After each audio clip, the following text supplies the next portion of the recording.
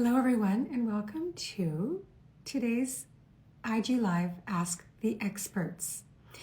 I hope everyone is having a great day so far. Today, I am going to be having our guest, Jessica Maguire, with us for the next 30 minutes.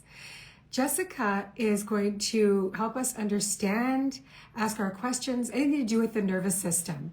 I just had the most excellent conversation with her on our podcast, Let's Talk Love, about her new book, Nervous System Reset. And I know there's a lot of discussion about our nervous systems, but I didn't know a lot before I read her book. We talk about calming our nervous system, balancing our nervous system, but do we actually understand how to do that, or even what our nervous system is and what is comprised in our nervous system? I'll tell you, I really didn't know much. And so Jessica is a wealth of information. She's an amazing teacher. She breaks it down for us like in simple terms that we can understand. It's not simple. It's actually quite complex because it's our nervous system, for goodness sakes. But she really gives us tangible information and tools that we can bring into our own lives to help us with our overall well-being. So I'm going to introduce her, and then we're going to welcome her to the chat. I hope that wherever you're from, you're going to be engaging in this conversation. I'm here to ask her your questions. So if you have any questions about the nervous system or dealing with anxiety, stress, depression, just anything in your life where you think this discussion can help you, I really would love to ask her your questions. So Jessica is from Australia, and right now she's spending time in Los Angeles. She has been talking a lot and teaching a lot around her book, The Nervous System Reset, and also engaging with the community to help them any way she can deal with the trauma, of course, like the fires that have been going on, and just all the people that need and would appreciate, I'm sure, her help around this, dealing with this. So my heart goes out to everybody in the Los Angeles area. So Jessica Maguire is a seasoned expert in nervous system education with a master's in physiotherapy and extensive study into neuroscience and neurology. She has helped thousands of students worldwide truly transform their nervous systems. As the internationally published author of Nervous System Reset, which I recommend you all buy, download. I think it's best you have a paper copy as well as the audio, so you can hear her speak, but also have the reference of the book, because there's just a whole appendix in the back with all of the tools that you can use on a regular basis. That's what really makes a difference, right? It's bringing the tools into your everyday life. Going beyond mere mindset strategies, Jessica empowers individuals to bring about lasting changes in both the brain and body. She excels at simplifying complex scientific concepts, providing clear, actionable steps that make it easy to enhance thoughts and advance physical well-being. There we go. Hello, Robin. I'm so sorry. The technical joys of these going to try and do this wouldn't let me actually come in, and then the Wi-Fi dropped out. So it worked. It was. We did it. We did it. Let's just focus on what worked here. It did. Thank you for joining us, Jessica Maguire. Thank you for having me. I'm excited to be here. Late, but here. You're here. You're here. That's all that matters. And we thank you. So we're gonna dive into the questions. Are you ready? I'm so ready. Okay. So the first question from our community member is, how can I stop getting frustrated, angry, and overwhelmed so easily? It's a great question. And one way we can understand this is through looking at the window of regulation, which some people may have heard of this as the window of tolerance. And so we have this bandwidth where it's dynamic and it changes. It actually changes day to day, but it's shaped by our experiences. And so the vagus nerve's role is actually involved in that width of our window. And so if our vagus nerve is working well, it actually helps us to cope with and to recover from stresses. And so part of that is building vagal tone to have a greater window, if you like, The other thing that can happen is that experiences from our past can make our nervous system more sensitive to certain cues if they feel similar. And this is really where knowing the different states of our nervous system is so important. So we can say, okay, I'm recognizing these sensations happening. I'm recognizing that I'm starting to move outside that window. And then we can catch things early on and proactively manage our emotions. So the biggest thing is really the awareness first. And then the second thing, especially when it comes to anger and frustration, which we look at as like a mobilization, how might our body want to express that? I think we think that anger's wrong and bad and try and squash it, which can sometimes make it a lot worse. Mm-hmm. And you say in your book, I mean, the more it's a muscle, right? Our vagal nerve. Is this correct, Jessica? And it's like the more you work it, of course, the stronger it will get, and how important that really is, right? For Exactly. our regulation. 100%. Yes, that's correct. Yep. So it's like we say building vagal tone is just like building muscle tone. You know, we want Vagal to tone. That was the term. exactly. Yeah. Nice. There's a question about light therapy. Do you know about light therapy? And what is your opinion on it? And does it work? I am really interested in the research on light therapy. I'm seeing it used particularly well with light therapy applied to the brain and also the gut for Parkinson's disease. So Wow. it actually can work on the process or enhance the process of neuroplasticity, where we see improved connections between cells. Now, in saying this, for it to be effective in that sense, we really need the correct frequency, like the right wavelength or the correct dose to make a difference on that. And the science around it's really exciting, particularly with children. We're seeing a lot come out with even like we can wear a certain type of, it's almost like a helmet, and the lights impact on different areas. So there's some really interesting pioneering research in this. And the book by Norman Doidge, he wrote how the brain can change, like a book on neuroplasticity, but he has a second book out that's all about, like there's a whole chapter on red light therapy. So anyone who's interested, I definitely say check that out. Excellent. So, what are effective ways to calm my nervous system when I feel anxious or overstimulated? It's a really great question, isn't it? Because I think in the heat of the moment, it's hard to like think of something that we want Mm. to do.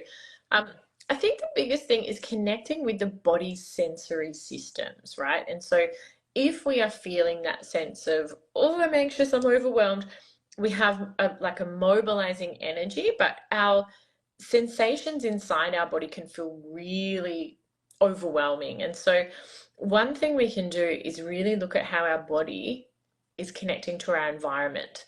So we can talk about this using our exteroceptors, which are the senses that take in what we see, what we can smell, taste, but really the connection on our skin as well. So it's like if you're sitting there now, it's like, can I tune into the feeling of my chair supporting my body? So, you know, as you're sitting there now, really tuning into, can I let more of my weight be supported by my chair?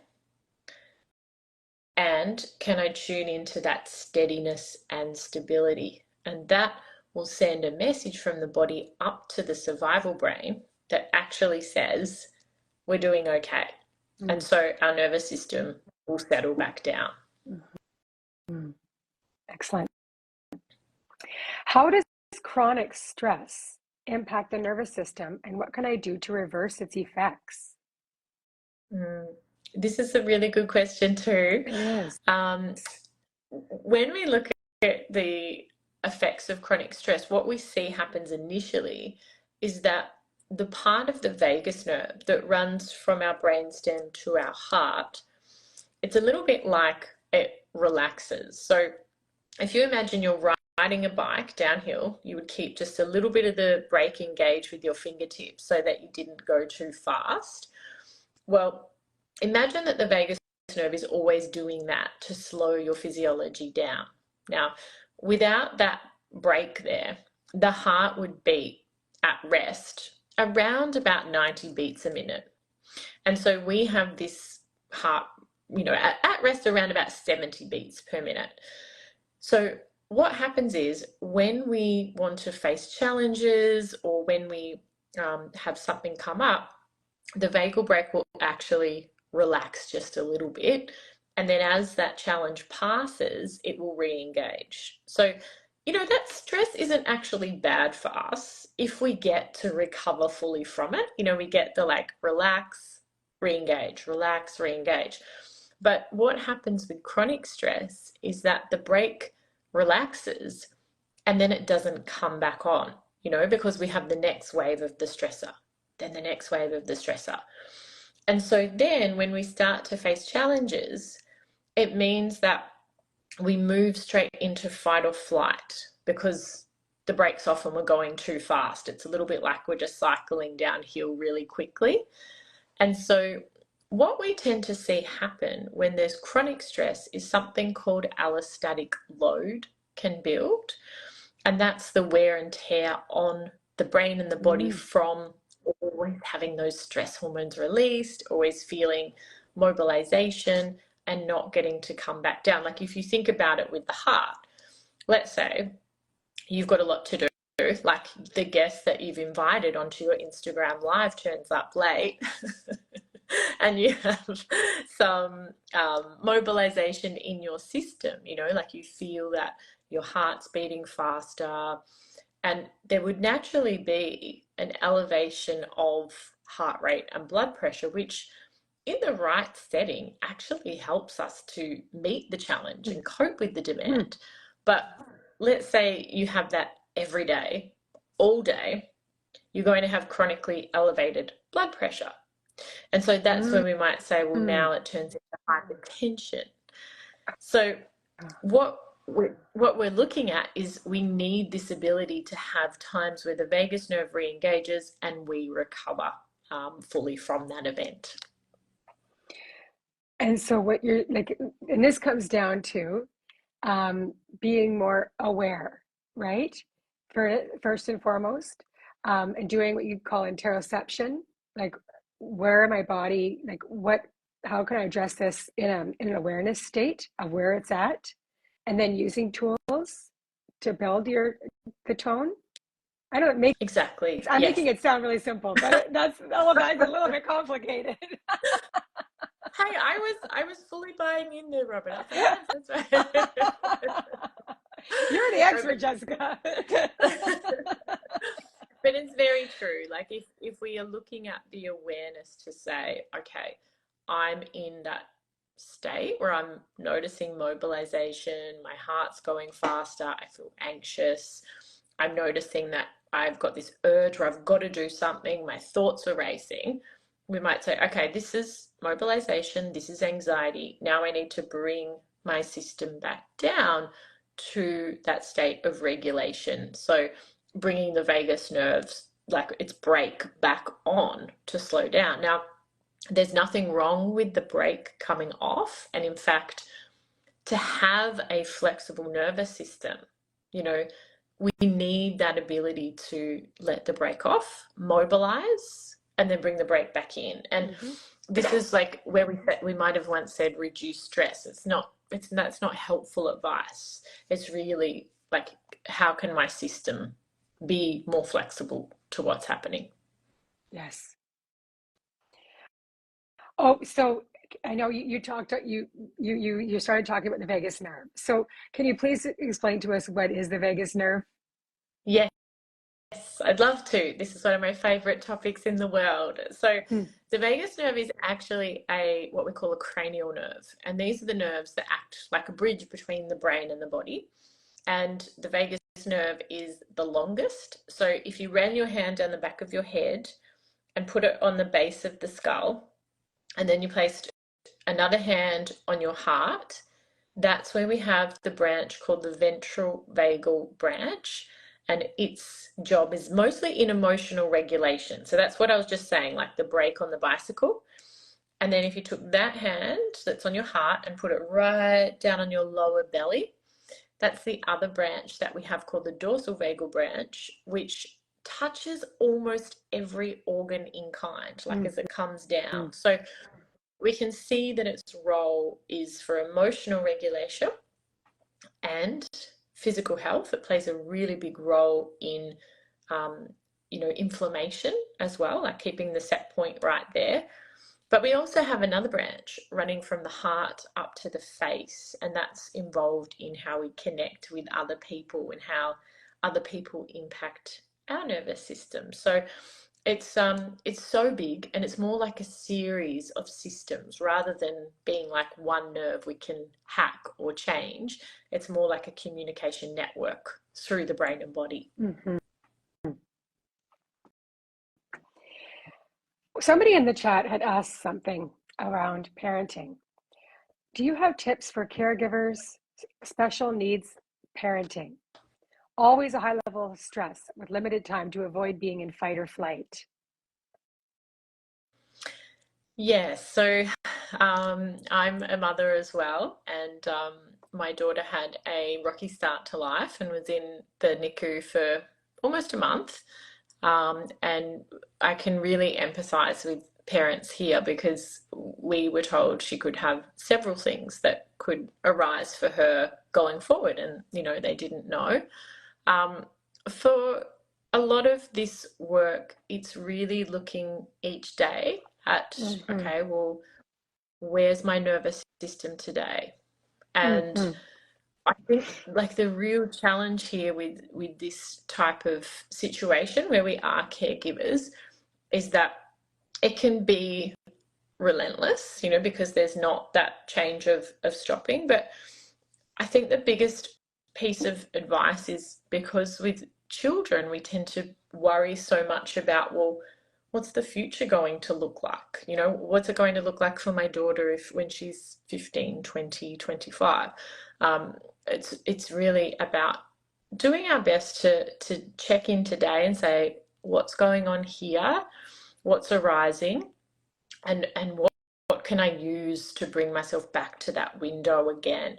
Now, these don't have to be huge things. Like we've talked about this before, Robin. It's not like we need to sit for 30, 45 minutes and really work on our nervous system. These are the things we can use in the heat of the moment.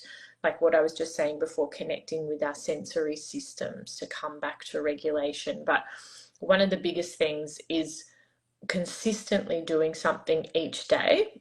And if we want to see a significant change or lasting change in our nervous system, we're looking at a period of 6 to 8 weeks as that window for neuroplasticity to take place. So if you can have that consistent time, and for a lot of parents, they didn't get that chance to support themselves if their child was unwell right from the start, and to acknowledge that for a lot of people that is a traumatic stressor to have a baby and be not sure if it's going to be okay. Like that is one of the scariest things you could possibly face. And just looking at acknowledging the need for support there around the nervous system moving forward as well. I thought that's just such great advice. Thank you. Why do I get stuck in freeze response instead of reacting in stressful situations? And how can I shift out of it? We talked about this in the podcast. We did. So if we look at that band, that window that I was talking about, above the band is where we have mobilization and anxiety, where we feel our heart racing, we have the thoughts that are racing, and we might find it hard to sit still. But what's actually sitting below that band is what we call immobilization. And this is really interesting because although we hear a lot about anxiety and fight or flight, we don't hear as much about freeze and shutdown. So that part, what happens is when we face a stressor and the vagus nerve releases, like what we said before, then we have the mobilization first. If we can't deal with the stressor, with the mobilizing energy, our system will use what we call the third line of defense, which is freeze or immobilization. And so in the face of something really threatening, we will actually freeze on the spot. Some people even faint. We can have, instead of that rise in our blood pressure and heart rate, we actually have a drop in our blood pressure and our heart rate. So we can feel like this, and our energy just takes a nosedive. So what we know from research is that it is physiologically very difficult to communicate when we're in that state, because the greater activity we have in the brain's threat detection area or fear circuitry, it means that the key language center, which is right here near the ear called the Broca's area, it actually goes offline. So encouraging people to speak when they're really distressed, or if we find that we just clam up and can't speak, that has to do with the Broca's area not being online, which is where it's the area where we take what we feel and express it with words. So just to give ourselves that grace and understanding that, okay, this is not me, it's my nervous system, it's my brain. And that if we've had a history of traumatic stress and we've moved into that state of freeze in the past, it can be something that we default to today, particularly, if it was in our childhood or a past relationship.